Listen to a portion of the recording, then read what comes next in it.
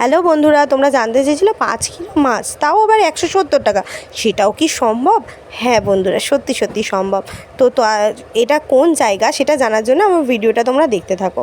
তা কিভাবে যাবে আমি সেটা তোমাদের আগে বলে দিই। প্রথমে কলকাতা থেকে আমি চলে গিয়েছিলাম নিউ দীঘা। দেখতেই পাচ্ছ বাসে বসে আছি আর কিছু খাচ্ছি। কী বলো তো, এটা আমাকে জানিও কিন্তু।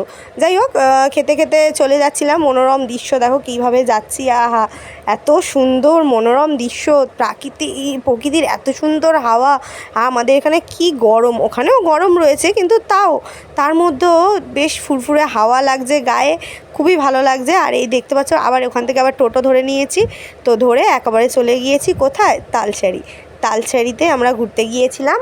আর এবং এখানে এই যে কুলফি দাদার কুলফিটা, ওখানে গেলে এই কুলফিটা অন্তত তোমরা একবার খেয়ে দেখো। প্রথমে তো আমাদের এখানকার কুলফির মতোই ভেবেছিলাম, আমি কিনে নিয়েছিলাম, কিন্তু এই কুলফিটা একদমই ওরকম নয়।